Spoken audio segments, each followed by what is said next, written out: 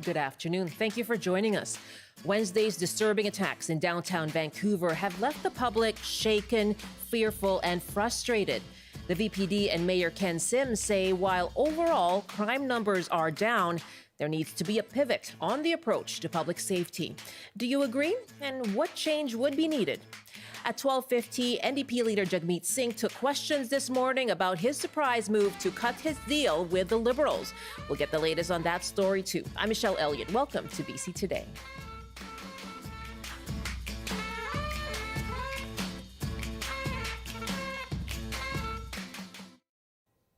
A warning now that this discussion will have some disturbing content, and we'll be talking about this until about 12:45. Yesterday's knife attacks in downtown Vancouver left one man dead and another with a severed hand.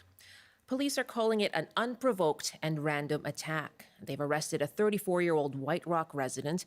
VPD Chief Adam Palmer said the suspect has a lengthy history of mental health incidents, with 60 documented contacts with police throughout Metro Vancouver.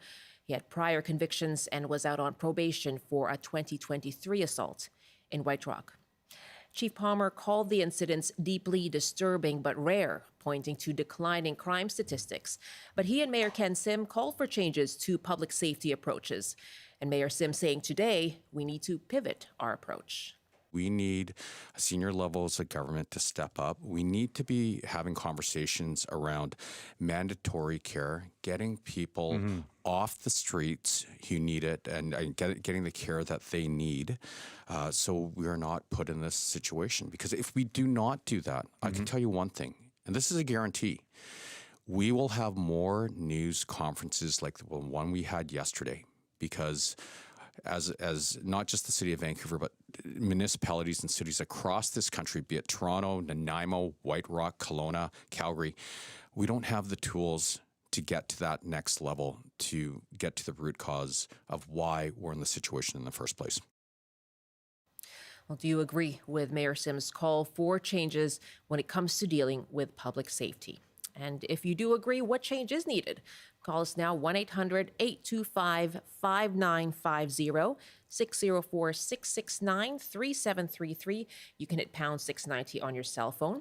You can also email bctoday@cbc.ca.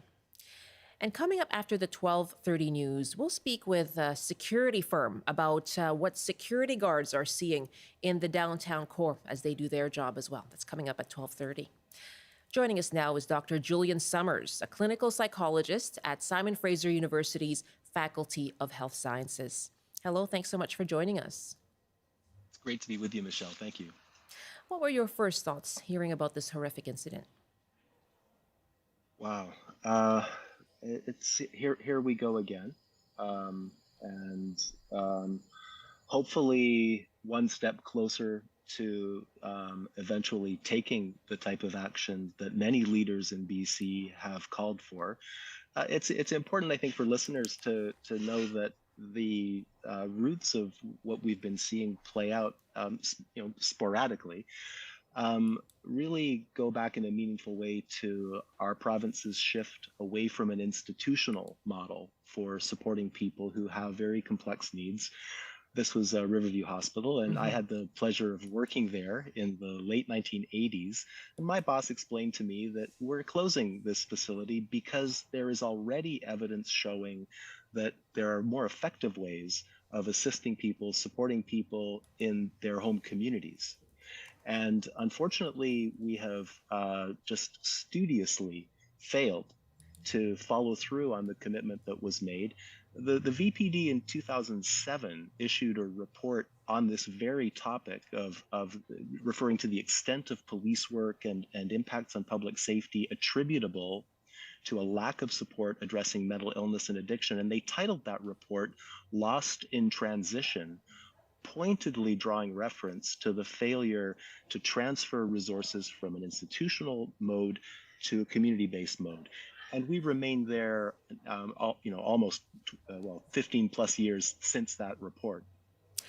Now, this issue around or discussion around Riverview is coming up again with calls to reopen Riverview or a new kind of facility, yeah, notably the mayor of Port Coquitlam, Brad West. You work there, you know there were criticisms of Riverview. There's a staunch opposition to returning to an institutionalized model because of the vulnerability of this population. How do you balance that then? And you know, people say harm's were done, right, to patients at Riverview with a need for treatment now. Yeah, it complicates the fact that we failed to follow through, and not every place was as laggardly as BC in the transition to community-based supports. And there have been efforts along the way, including in Canada, to reignite enthusiasm and support for that very model of community-based support. In fact, the Canadian government funded the world's largest project of randomized controlled trials. I had the privilege of leading 2 randomized trials in Vancouver as part of this work, but it was intended to demonstrate in a major way the viability and effectiveness of providing good quality community-based support for people. And without going into detail, the results of those randomized trials very much confirmed that even in 2010, 2015, it was possible to implement this type of community-based support in our system.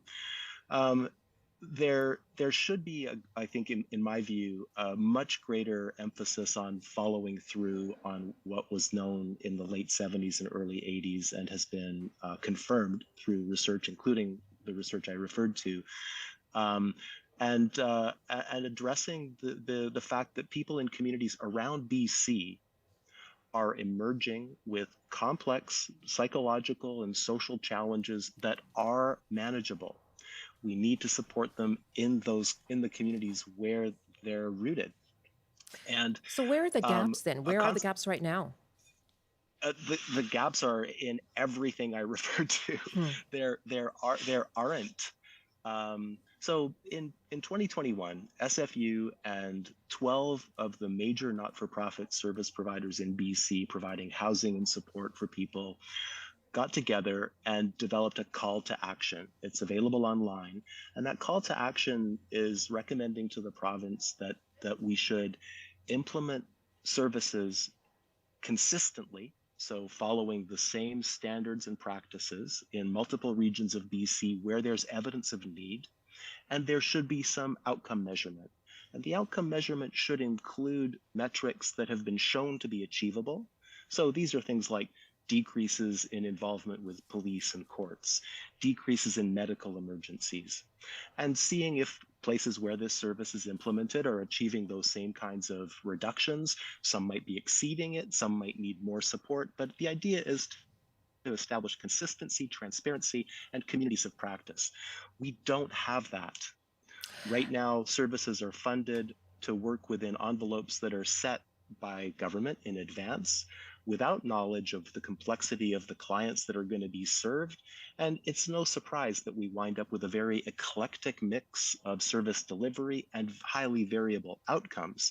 It's really no way to run a sector.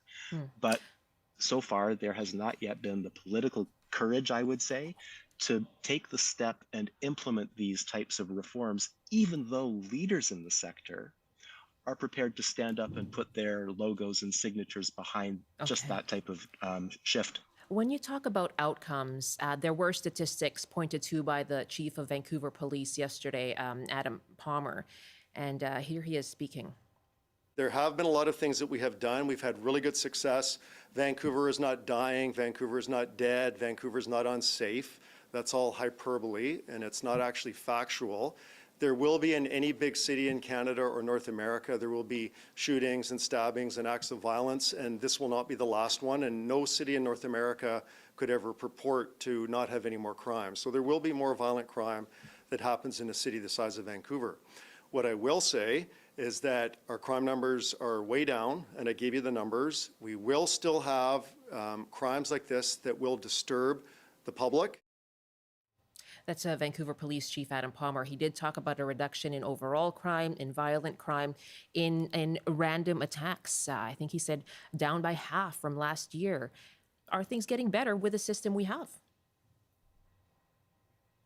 Well, I'll take the chief at his word, and and respect the evidence that he's putting forward relating to crime in general. I'm not a criminologist, Mhm. and but it seems to me, and I hope the chief would agree, that it can be true at the same time that overall crimes and crimes of different kinds may be reduced while there is still evidence of things becoming worse for the subset of people in our population who are struggling mentally, including with addictions, who lack material support, and who are, through the chaos that ensues in their lives, at elevated risk for acting violently toward other people, acting violently toward themselves. So suicide is a significant and increasing problem in BC. And of course, poisonings, which are closely related to self-harm, have obviously been increasing dramatically. So these other forms of severe distress that are more closely linked to despair, those appear to be increasing at the same time that it may be the case that overall crime is being reduced. Okay, and we are talking about there's the subset to the vulnerable population you're talking about, also talking about public perception here. I want to put out the phone numbers once again, asking our audience, in light of a call from Vancouver Mayor Ken Sim that we need to pivot on public safety. We need to change our approach. Do you agree things need to change? And if so, what is the change you'd like to see? You can call us 1-800-825-5950, 604-669-3733. And before I go to my first caller here, I just want to ask our guest, Julian Summers, clinical psychologist at SFU's Faculty of Health Science. You talk about that, what the outcomes are. So there are the stats, but also this deeply disturbing incident yesterday. And you can see any number of posts on social media of people having, kind of scary interactions. I just went on TikTok this morning and I saw someone posting, I was on the SkyTrain, and this morning someone was yelling and had a weapon. And he was clearly intoxicated. He was yelling. And I was afraid, and nobody came, even though I hit the yellow emergency line. So when you hear the statistics, how does that compare to those experiences that may not be reported?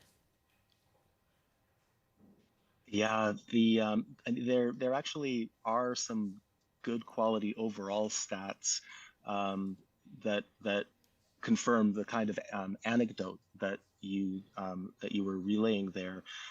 In 2020, the province, the two justice-related ministries, our Attorney General's Ministry and Solicitor General's Ministry, asked my team to review what, if anything, has been changing in the population of people who are detained by corrections. Either they're sentenced or they're simply detained, remanded into custody. It's about 11,000 people each year. So we looked back at every single person, and especially we looked at their involvements with medical services prior to being arrested or sentenced or detained.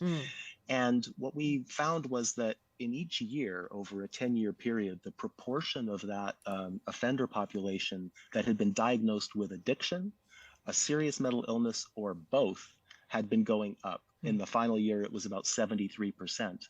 But even maybe more worrisomely, the average number of prior convictions nearly doubled. It went from 3.5 to 6. So what this means is that we're increasingly relying on our courts and correction system to respond to problems associated with mental illness, including addictions, and the people that are being seen in any given year are more and more likely to have been in that predicament before. This is, the proverbial revolving door. So when people refer to this at an anecdotal level, like, gee, these sorts of experiences seem to be more common than they were, and as a result, I'm more concerned than I was, that's very much grounded in fact. Let's take some calls on this discussion. Again, we are taking your thoughts on this. Does there need to be a change, a pivot when it comes to how we deal with public safety issues? And we are discussing this in light of yesterday's attacks in the downtown core of Vancouver that left one man dead and another man with a severed hand. And then Vancouver police say this was a random and unprovoked attack. Taking your calls. What do you think needs to change, if anything? 1-800-825-5950, 604-669-3733. You can hit pound 690 on your cell phone. And Pete is on the line from Vancouver. Hi, Pete. Hi. Before I get to my point, just a clarification about your guests talking about the 2 VPD reports, which I would encourage all Vancouverites and all BCers to read. Some very good points there. But they underestimated vastly the amount of mental health people, because I went through both of those reports, and there was nothing mentioning ADHD. And as someone who's done a blog post showing that 21 to 45% of prisoners in jail had ADHD using 15, count them 1-5 studies, that's a massive underestimate. And so we've heard politicians say for decades, well, we need the federal government to have more legislation about repeat violent offenders, right? Or repeat violent. Yeah, that's what we're hearing from Mayor Ken Sim, yeah. Yeah, but so what I would like to see is an actual mayor saying, hey, we got together with our lawyers, not just our ideological chief of staff, and this is the specific legislation we're looking for, and then start lobbying it. So that would be one thing. But the other thing is this whole idea of like the city of Vancouver's 4 pillars drug strategy. What is being missing is the prevention part. So just from just ADD alone, ADD isn't the only one. If you look at the stats, 20 to 40% of substance users have ADHD, and I've seen studies 50 and 70.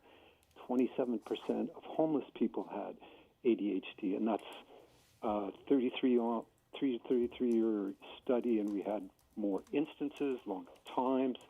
And so it's a nightmare to get an ADHD diagnosis in BC.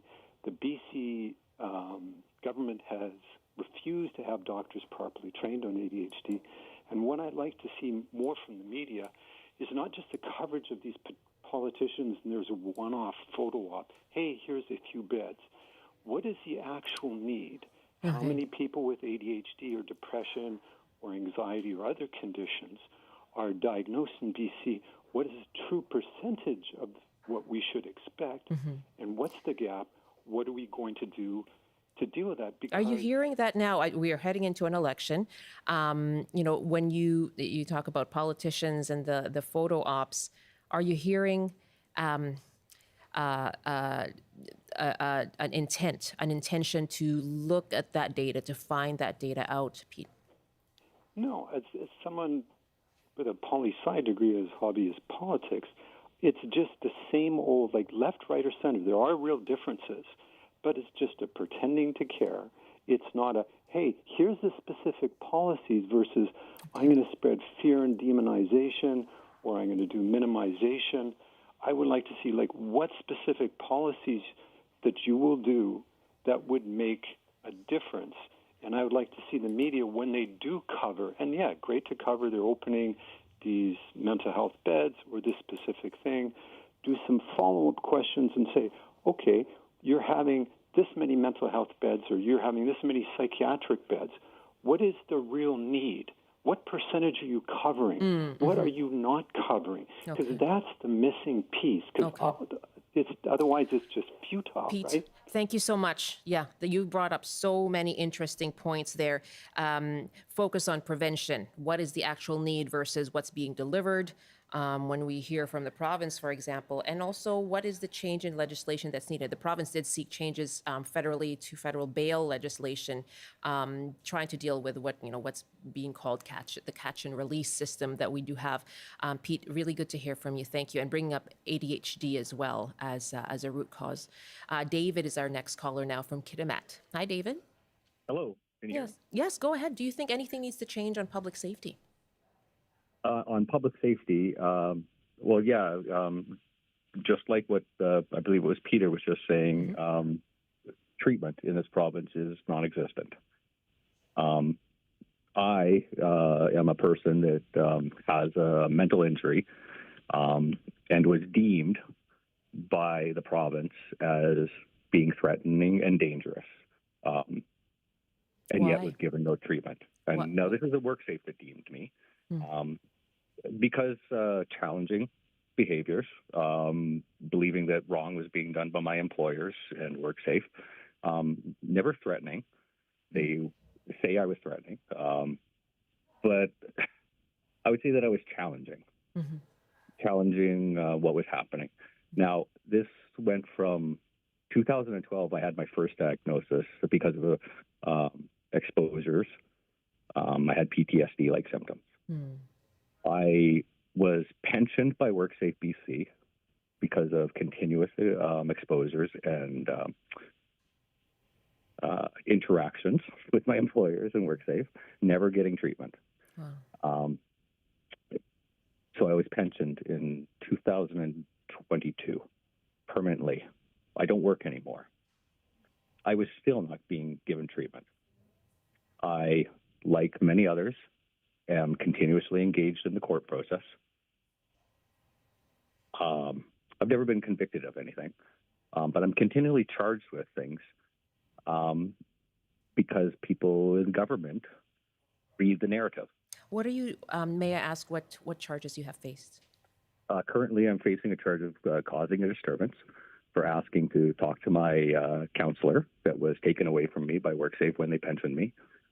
I'm a charge of obstructing a peace officer when I asked for medical accommodation when I went to the courts regarding the first charge.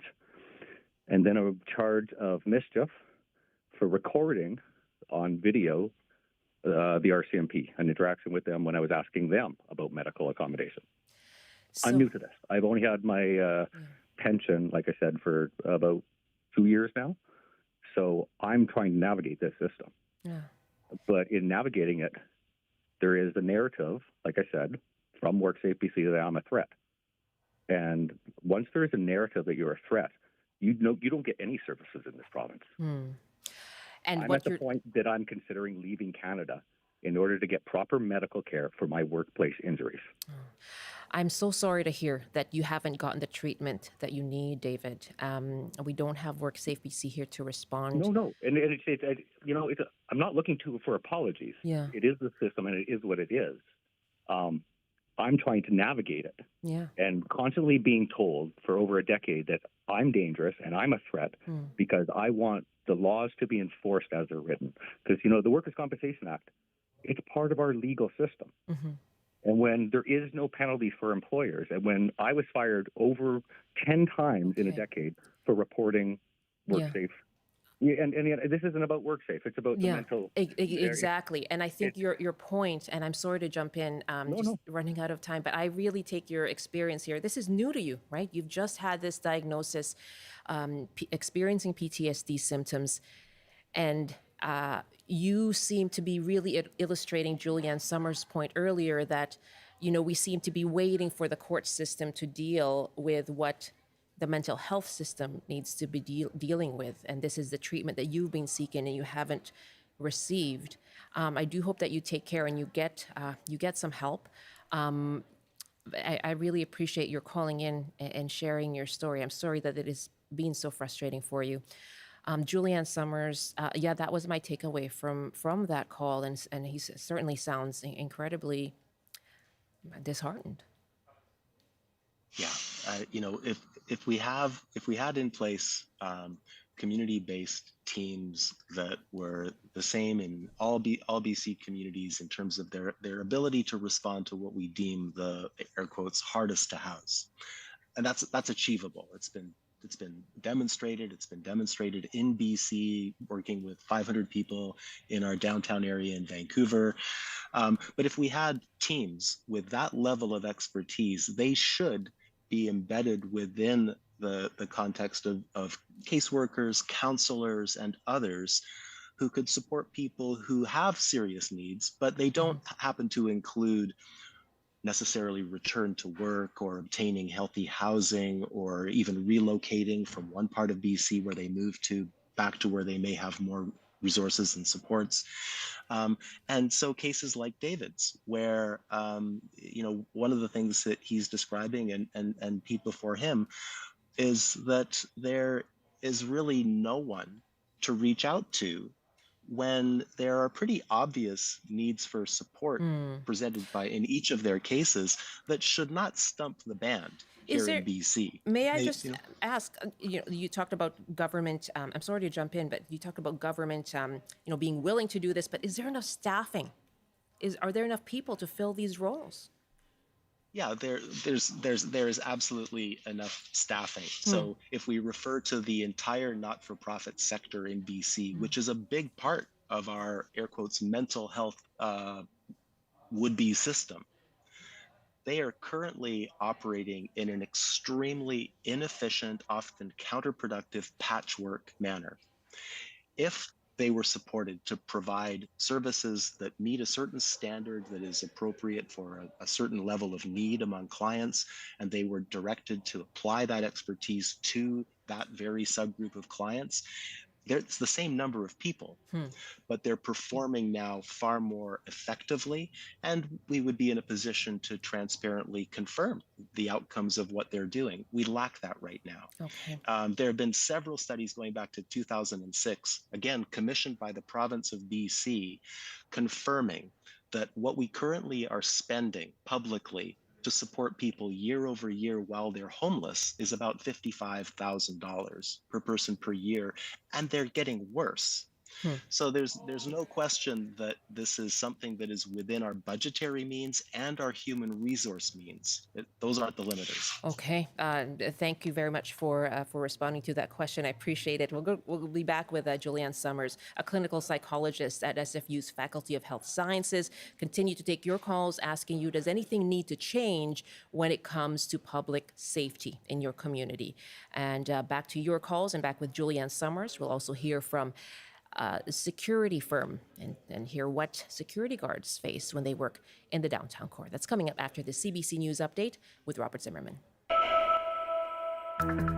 Good afternoon. About 500 sawmill workers in northern BC will be losing their jobs. Canfor has announced the closure of 2 mills in the province. The company will be winding down operations in Fort St. John and Vanderhoof by the end of the year. Canfor is blaming high operating costs and rising U.S. tariffs.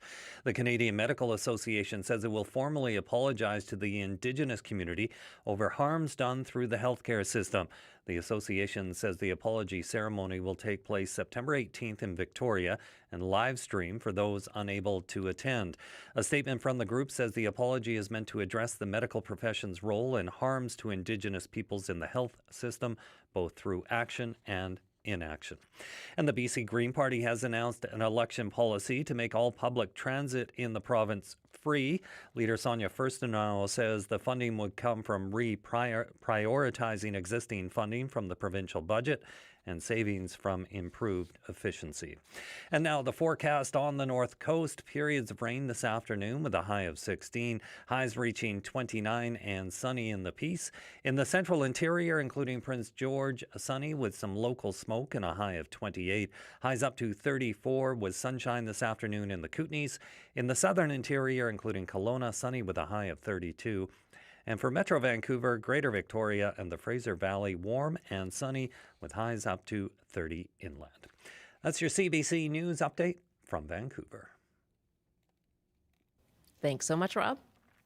That's Rob Zimmerman in the CBC Vancouver Newsroom.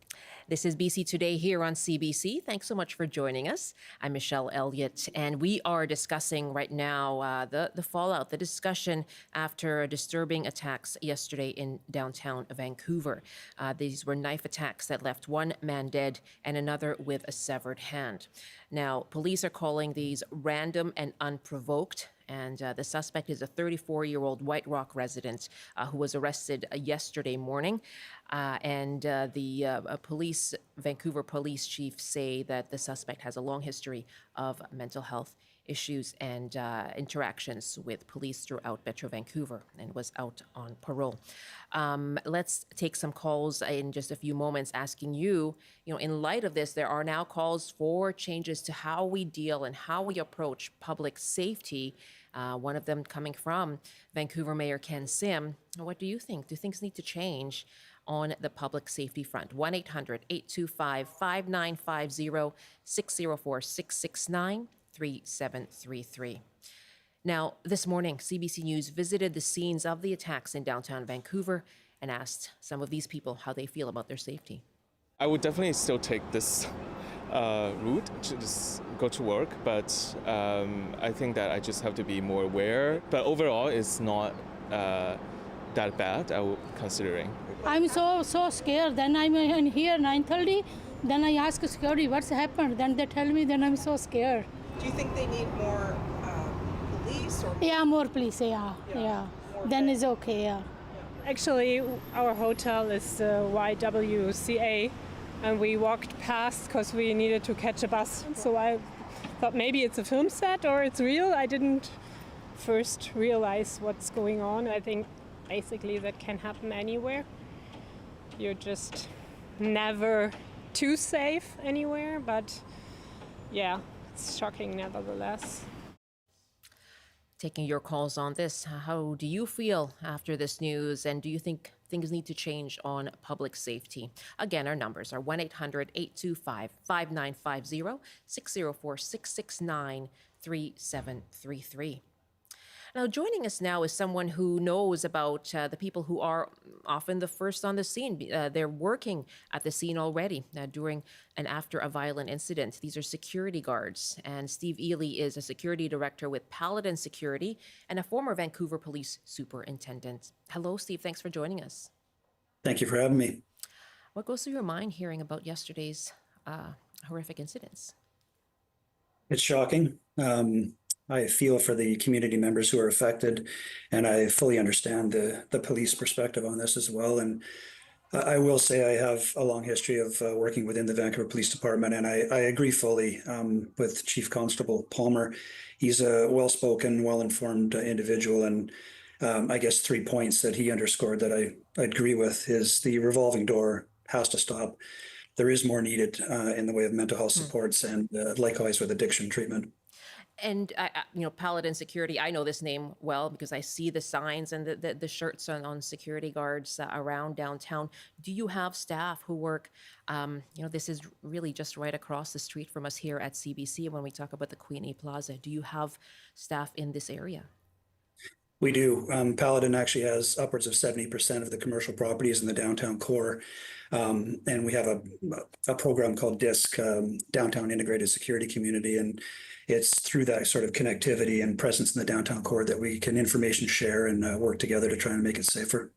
What are your security guards saying? What do you hear from them in terms of perhaps if you've heard anything about yesterday or just what things have been like in downtown? I think a few years ago, there was a bit of a backlash on not just policing, but security work a little bit through George Floyd and other sort of U.S. sentiment. That impacted policing. It also impacted security. We're still seeing some of it currently. But that said, there's a lot of good community members there that want to work with security and police to make it a more positive environment. Okay. Now, when it comes to, public disorder, an incident like yesterday, when there is what police call a random and unprovoked attack, have security guards faced more of that? I think there's no shortage of maybe resistance to any authority figure at some time, whether it be police or security. I wouldn't want to say that it's on the rise or increase. What I can say is that it's drawn the attention of a conglomerate of sort of businesses in the downtown core. For instance, Paladin's a participant and a member of the Downtown Vancouver Safety Task Force, and that's a number of BIAs and interested business folks getting together just to shine a light on some of the safety concerns. And I guess on the upside, I will say that Deputy Premier Farnworth and AG Nikki Sharma and the VPD, they've all been very receptive to the input and listening to concerns and trying to work forward. And we're hoping, I guess, this plays into some of the upcoming election discussions.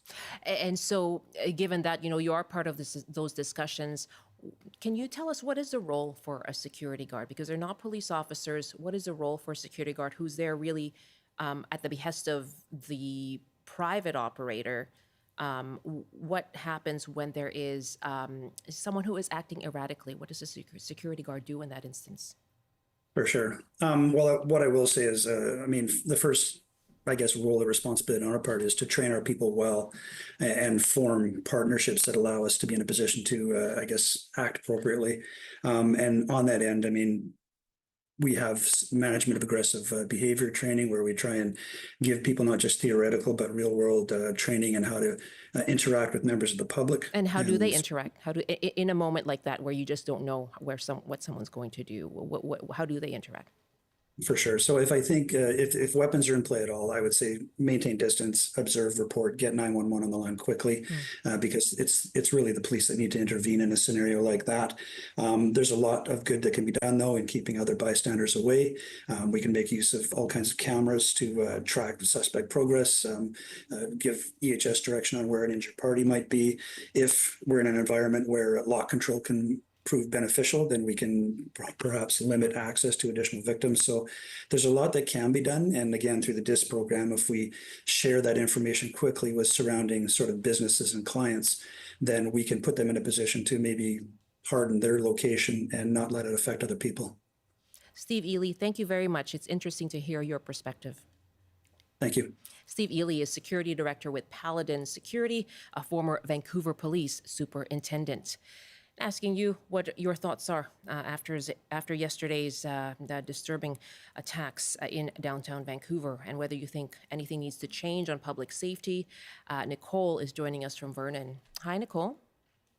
Hi, how are you? I am well. What are your thoughts? What are you thinking today? What I wanted to share is regarding public safety. That's kind of the trickle down of so many other issues, and if those other issues were addressed properly, you'd find public safety not so difficult as it has been lately. I personally also work in the helping field in government, and in my position, I've also noticed a sharp increase since COVID in my personal safety within my job, and people being more verbally and physically aggressive, and that's across the board when it comes to helping professions, not just mine. Wow. The other thing that I wanted to share was in regards to I've actually been on CBC Kelowna in regards to my uncle. That was within COVID. I was talking with Chris Walker, and we referred to my uncle as Johnny. Back then, what had happened, my uncle, he has mental health issues, and he'd been taken off his medication. Shortly after that, he became homeless. I hadn't known that. Long story, not quite as long. He had been at the hospital in Trail, in one of the interior communities, and he was discharged. I'd been on the phone with a nurse begging him, letting him know, this is not my typical uncle. He needs to be admitted. He was found the next morning unconscious in front of a different hospital, and once he was actually checked, he was found to be riddled with sepsis, and he almost died. He ended up being in hospital for about 6 months. He was transferred to Kelowna, and that's when I got my hands on him. But at that point, he started getting his physical health taken care of. He agreed for me to be his attorney, his power of attorney.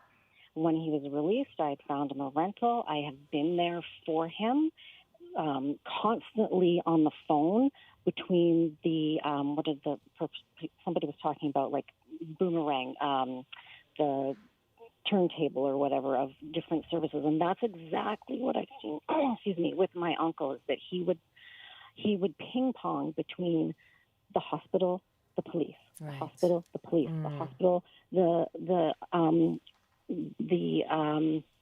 housing, for homeless. and back and forth. And one of the things that I found it's been now about a year and a half later, he's finally stabilized enough to the point where those community people that were trying to help him shortly after he was discharged, he ran them out of his apartment because he was still not stable. And now he is. And now he's got all those community people involved with him on a daily, regular basis. And he's getting more and more support. It's still not enough for him. We still don't have enough for people that have needs like he does. And everyone's needs are different. And that's the problem, is that there's all these different systems and they don't talk to one another. They will say, no, it's not my problem. He lights a fire when he comes here. We want him out. Well, and then the police, well, he hasn't committed a crime. We're not jailing him. He needs to be, and where they end up is on the street, getting more and more unwell and more unstable, and none of their physical, mental, emotional, whatever's going on for that person is getting addressed. And it takes time. It's been almost 2 years, and my uncle's finally coming back a little bit closer to the uncle that I used to know. I remember this story. I remember this, Nicole, and thank you very much for sharing it. And I'm sure that is also thanks to your own tenacity and your know-how with dealing with the system. But it's an ongoing struggle still, is what I hear from you. Thank you so much. I'm really glad to hear now that 2 years later, he is starting to get back to the uncle that you did know. That's Nicole in Vernon. Let's take one more call here before I go back to my guest. Another email, though, from Phil, who writes, I don't agree with the mayor as the current administration has failed to institute the promise of the 100 mental health nurses, yet funds are being found or diverted to recruit to VPD. It's all too easy to point the finger elsewhere, but at the same time, no admission of a failure to follow through on promises regarding public safety.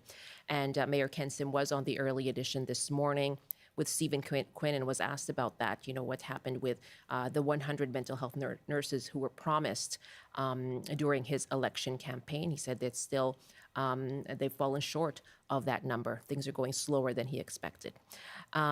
Let's take another call here. Justin is on the line in Nanaimo. Hi, Justin. Good afternoon, Michelle. How are you? I am fine. What are your thoughts on public safety? Well, the public safety portion of it, I think you need to segregate everything. And I mean, you're not going to stop people from doing drugs and alcohol. Never have we, and never will we. I don't believe it'll always be underground or whatever. So why not make like a party zone where you can have your casinos, you can have your nightclubs, you can have your drugs, you can do whatever. You can have a small police force there in a total gated community, maybe a couple of ambulance people, and have your dry-out centers there. Everything revolves around there. And then your public is safe, and you're not, your police aren't going all over the city to save this person, They're congregated in one area. And the resources are way slimmer than you would need in a situation like that. Right? Justin, can I ask you? You're calling from Nanaimo, that has issues around homelessness and addiction. This suggestion of yours, I imagine people are listening, thinking, I don't know how, I don't know how feasible that is, and whether I support it. But from your perspective, why is it important to you? What brought you to thinking about how do we come to a solution? Why do you because you're not going to fix it. You're not going to fix it. I've been in that situation myself, and if you're not willing to get help, you're not going to get help. Right? You've struggled with addiction. That's right. And no, I wouldn't say I struggled with addiction, but I enjoyed drinking and having fun, and enjoying life. And I never was anything like this, you know what I mean? But, I just think if it's all in one area and congregated to an area, it saves the resources on everything. And, right now I'm downtown Victoria, and it's way worse than what it is in Nanaimo, obviously. But the same thing, if you don't have no fixed address to leave the gated community when you're impaired, or a party zone or whatever you want to call it, you don't leave. You know, there's maybe a little jail cell there and everything, maybe a little camping area and maybe the sleeping tubes like they have in Japan, you know. Justin, right, the hotels. Let me thank you so much for calling in. I appreciate your sharing your perspective on this and describing what you see, you know, in Nanaimo, in Victoria. I'll go back to our guest here, expert Dr. Julian Summers, who's a clinical psychologist. I wonder what your thoughts are on that. You know, here kind of an iteration of something like that, segregation. How far can you go when it comes to what housing is needed? Well, segregation may be actually may be beneficial, especially for people. Justin's referring, you know, to his own experience, and critical in that was that he was in voluntary control over, you know, when he referred to, for instance, his use of alcohol, it was voluntary. He enjoyed partying and not addictive, which crucially involves a loss of control. And when people have lost their ability to control something that is harmful, which is core to the definition of addiction diagnostically, that presents different issues. And our experience has been that congregating people together results in inferior outcomes. There are things that have been shown to be effective, including in BC, but they're very, very small and they haven't been scaled in any way. So one of them are specialized courts. Now, this comes with all of the baggage of a person in order to gain from a specialized court is already experiencing hardship. They've been arrested and charged with an offense. But Vancouver's downtown community court, there's also community court in Victoria, the drug treatment court, both have been extensively studied. My team has published outcome studies on both that are in the peer-reviewed literature demonstrating large reductions in further offending compared to people who go through the normal administration of justice. Do they need to be scaled up? We can very much so. Look, if we want to, this is essentially, if you were to ask, is there evidence showing how to stop the revolving door? Yeah. These would be two. These are places where people are encountering our system and where we know we can do much better. They're differentiated by having resources to work with people. There's no change unless people are supported to establish healthy housing, returning to employment or other ways of contributing in their communities in a healthy way. We most of us need those things in order to remain healthy and also remain essentially out of trouble. That's true when people have experienced addiction and serious mental illness too. Let me add that when we're able to take those same resources and offer them to people voluntarily, same people who have extensive involvements with courts and corrections, shelters, they've been in and out of jail. But when we go and are able to talk to them on the street, and we did this with 500 people in downtown Vancouver, offering them access to healthy housing, support reestablishing work, support reconnecting with their kids. About 25% of that population have kids under age 18 that they're estranged from. And when they're given the opportunity to establish a healthy base, a home, reconnect with who they are, they become powerfully motivated to be reunited with their kids. All of these things have been demonstrated as effective, as feasible, and the reductions in crime in randomized trials were 70+% in the next year. So people having the impression, look, I'm not imagining the fantasy that we're going to eliminate all forms of what seemingly random acts of violence, but surely we can do better. That is correct. We know we can do much better for the same amount of public money. We have to have the courage to shift. Dr. Summers, really appreciate your expertise on this. I remember the housing study that you did years ago in Vancouver as well. Thank you so much for joining us. Thanks, Michelle. Take care. That's Dr. Julian Summers, a clinical psychologist at SFU. It is 12:54 Pacific time. This is BC Today. Now, it is still unclear whether the NDP's move to cut its supply and confidence deal with the Liberals will lead to an early election. NDP Leader Jagmeet Singh spoke to reporters this morning, but wouldn't exactly say what comes next. Here he is speaking to reporters. We've got a lot done. We've got some important things that we completed. But it became very clear to me that Justin Trudeau is too beholden to corporate interests to go further, unwilling to stop big corporations that are ripping off Canadians. And so I've ripped up the supply and confidence agreement with Justin Trudeau. And we know that that makes the election timing more uncertain and, frankly, more likely. Now, CBC senior parliamentary reporter Olivia Stefanovich is following this today and joins me now from Ottawa. Hi, Olivia. Hi, Michelle. Thanks for joining me. Thank you for joining us. Are we any clear on whether there will be an election? What did you hear from Singh today? Well, it sounds like we're in a federal election campaign, even though we're not. What Singh did today is that he laid out his vision for Canadians and the choice that Canadians will face whenever a federal election comes. Singh made the pitch to Canadians today that the NDP is a progressive home for progressive voters. It's the place to go if you are a progressive voter here in the country. He says that the NDP is a party that will renew hope in the country, fight for people. And he tried to contrast himself from the federal Liberals, his former dancing partner, saying that the Liberals, they're too beholden to corporate interests. They haven't done enough to drive down the cost of living.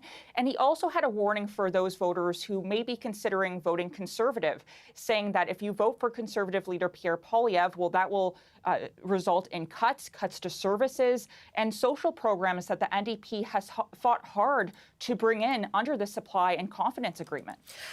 I just have about 45 seconds left, Olivia, and I really appreciate your joining us. But can you tell me what it's been like in Ottawa? What has been the reaction flying around since yesterday?